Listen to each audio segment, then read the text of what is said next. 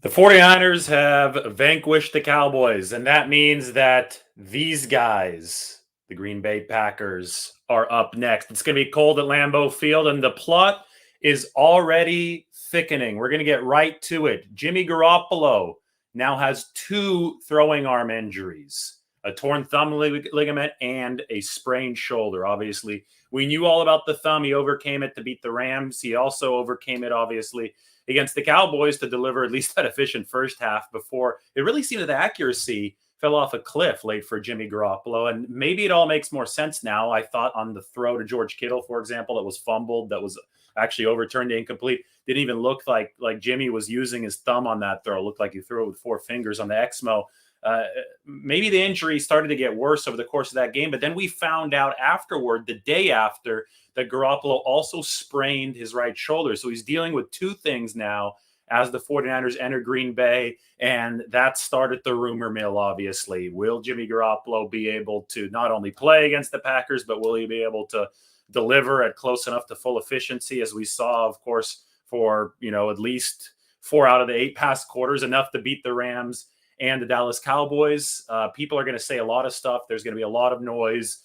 I'm going to go out to practice today and give you guys the full report. The 49ers are actually practicing later on because Kyle Shanahan wants his players to sleep in to aid muscle recovery, since the 49ers are on a short week. And obviously the Green Bay Packers get the whole bye of rest here. So the 49ers are trying to neutralize that disadvantage.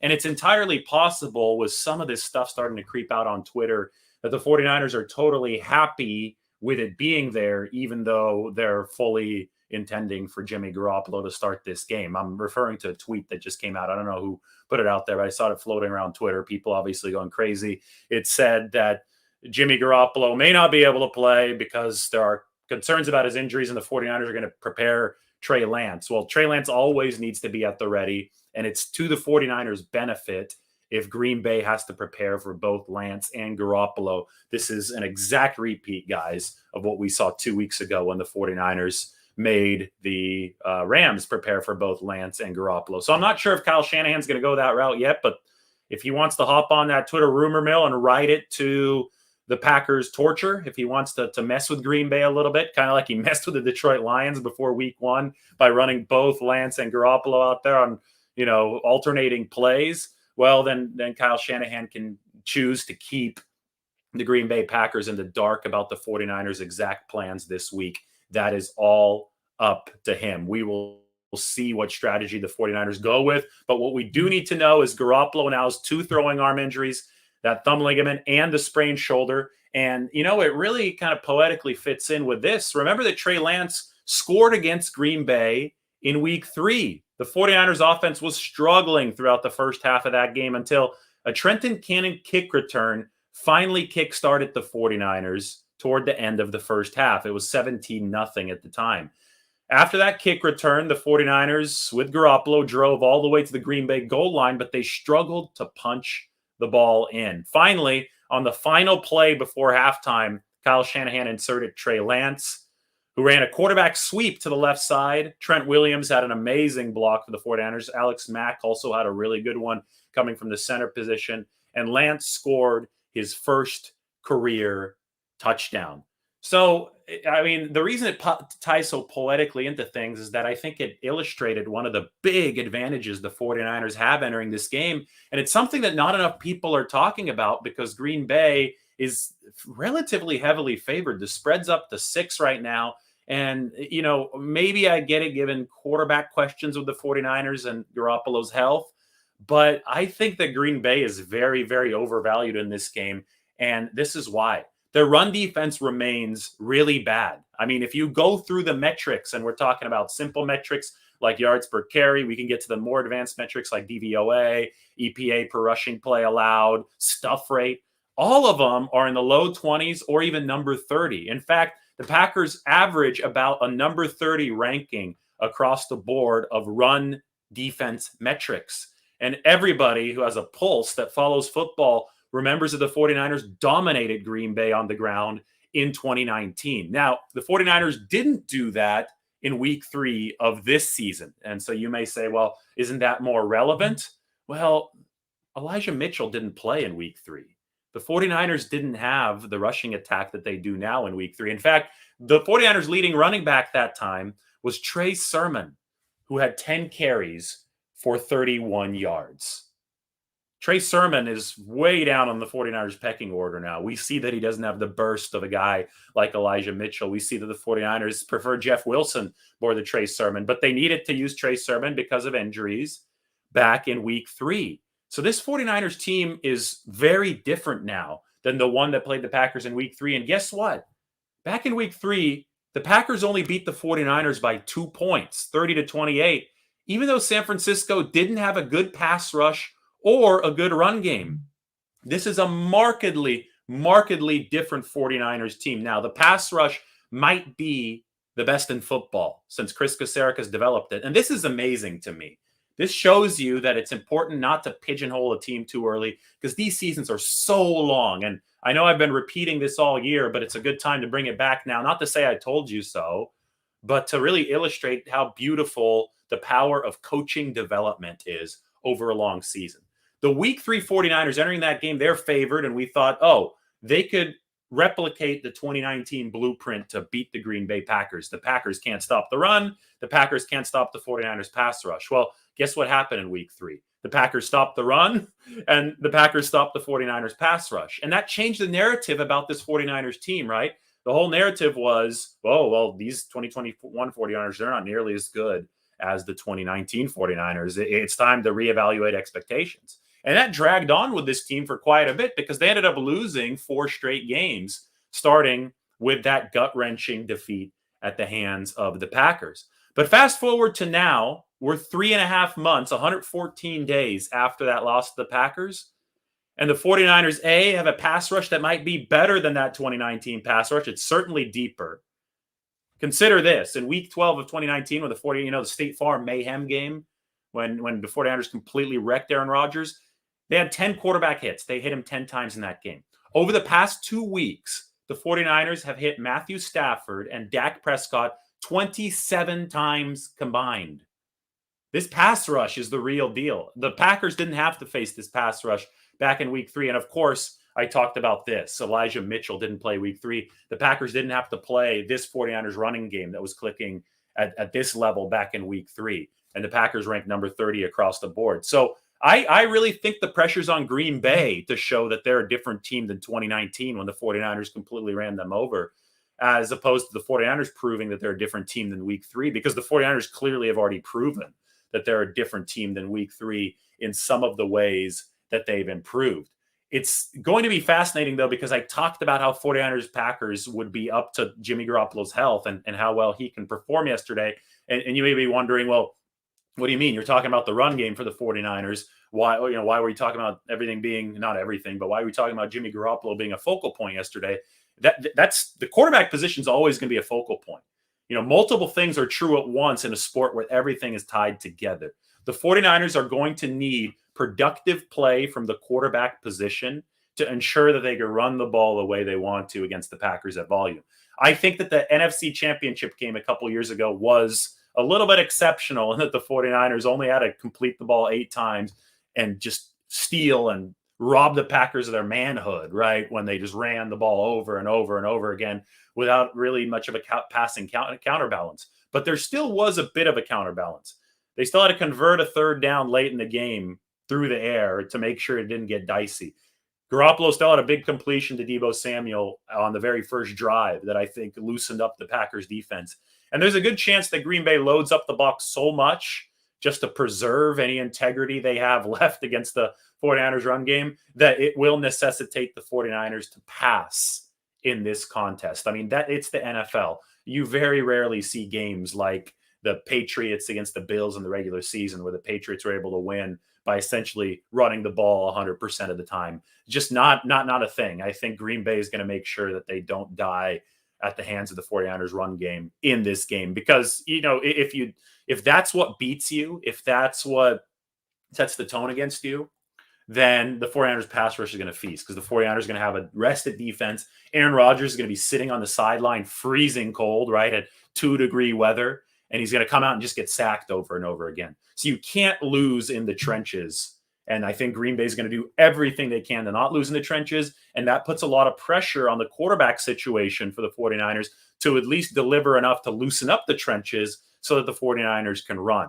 And Garoppolo is obviously not going to be 100%. The 49ers do have Trey Lance at their disposal for at least game planning purposes, for at least gamesmanship purposes. And with 2 injuries to Garoppolo, I wouldn't be surprised if the 49ers at least ran some gamesmanship this week, since it's there for the taking.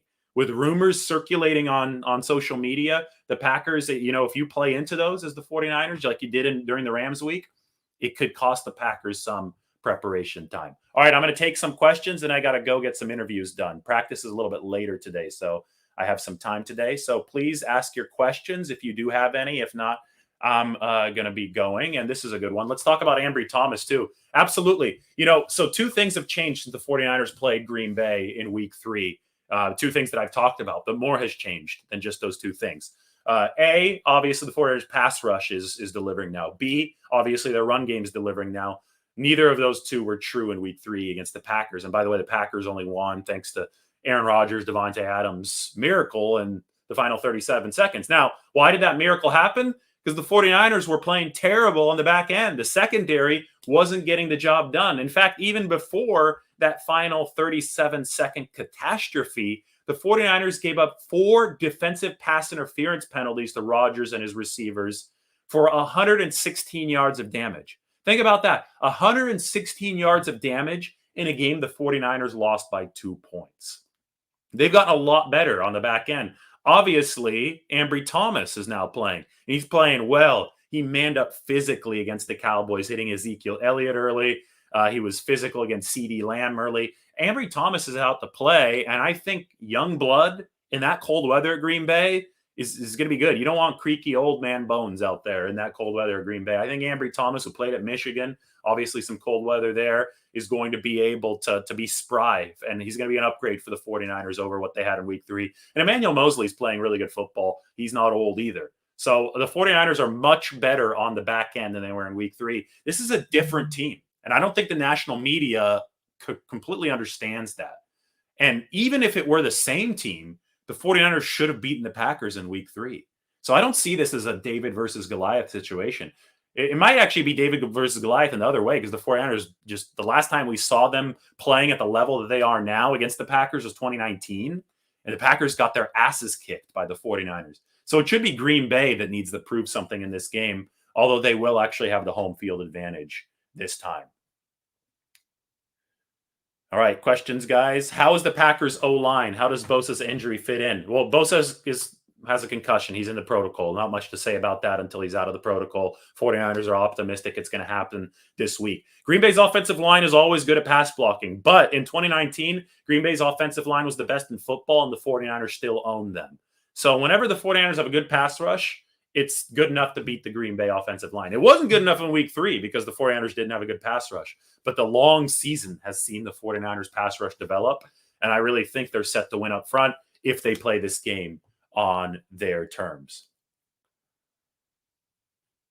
I'm not sure if it's going to snow, but there is a chance, but I do know that the cold is going to be a big deal in this game. So get ready, brace yourselves. Trey Lance played at North Dakota State, but they have an indoor stadium there. So we'll see how the cold affects this game. Last time was in 2013, January 2014. 49ers at Lambeau won. Kaepernick in the short sleeves. Phil Dawson with the kick at the end of the game. Stay tuned. May have something on that a little bit later this week. But it's going to be fascinating stuff in this game. We'll see how it impacts in this game. Which Jimmy are we going to see? Well, how healthy is Garoppolo going to be? That's the big question. I'm fascinated to see how the 49ers play it this week as far as messaging and at practice. Early indication was that the shoulder injury won't prevent Garoppolo from practicing, but you gotta respect his toughness. He's played through the thumb. He's playing through the shoulder now. The guy's tough, and it's going to take a tough performance in this cold weather against the Green Bay Packers for the 49ers to get this done. How many rushes do I predict for Deebo Samuel? Over 10 in this game. I mean, you saw the Packers run defense. It's not good in this game. Trey Lance shouldn't get a couple snaps just to get experience. If Trey Lance gets snaps in this game, it needs to be because it's going to help the 49ers win. You don't just toss a guy out there for experience. But I think there may be a chance that Trey Lance helps the 49ers win in this game, whether it be through a gadget play or through a couple legitimate run plays on the ground, or maybe they have something up their sleeve in the pass game with Jimmy. We said this entering the Rams game and the 49ers also realized this. Garoppolo, he felt good during the week, but there was always a chance he'd be compromised by an injury during the game. So Trey Lance was at the ready more than he had been all season, throwing with his helmet on the sideline, getting ready. 49ers fell behind 17-0. I mean, it didn't look good there for a while. I mean, a lot of what went wrong in the first half wasn't Garoppolo's fault. Most of it wasn't Garoppolo's fault. He was getting drilled in that first half. So 49ers stuck the course, ended up winning the game. But Lance had to be ready for the health reasons, for the Jimmy Garoppolo health reasons, which is one of the big reasons, maybe the big reason why they have both of these guys on the roster this year. So again, he's going to have to be ready for that. And it's not going to be an experience deal for Trey Lance. This is not like fun and games time at Lambeau Field. We're trying to advance the NFC championship time for the 49ers at Lambeau Field. And that is the context in which Trey Lance would be used. David Bakhtiari and Zadarius Smith not play week 3. They're returning Saturday. How much will this impact this game? Well, those are two good football players. Bakhtiari is good. The Packers certainly benefiting from the bye week, and Zadarius Smith can rush the passer. Man, the 49ers have some problems blocking guys who can rush the passer, especially off the edge. So those are two big returns, but I would just advise you that the 49ers faced both of those guys in 2019, and they blew the Packers out twice. And this 49ers team right now is different than the 2019 team, but they're playing just as efficiently. They haven't been as good as 2019 throughout the course of the season because that 2019 team was a finished product coming out of the gate. Not really, but you guys know what I mean. This team has built over the course of the season. So this is it's like apples and oranges, but the offenses are comparable, and the defense this year might be, the defense is peaking at the right time. It might be deeper up front. The special teams is worse. I'll grant that, but this 49ers team might be grittier. I mean, we say 49ers football, torture. I'll put it up on the screen to finish this video. Well, 49ers football, it's been torture, and it's made this 49ers team harder. It's built that resilience, built that metal. This 2021 team, to me, is fascinating, and this playoff run is just getting started for them. All right, guys, subscribe to the channel. I have some interviews to go do. Practice is this evening for the 49ers. More content is coming your way. Hope you enjoy everything on here, and I'll talk to you all soon as we preview 49ers Packers week. Be sure to check out this article. Speaking of 49ers Packers week, Steve Young, he had to overcome the Packers just like he overcame the Cowboys. Terrell Owens is the guy that did it for him. And then here you go, Steve Young and Brett Favre after that game at Candlestick Park. John Madden and Pat Summerall called it too. All right, everybody, take care. Really enjoyed it. Subscribe and talk to you soon.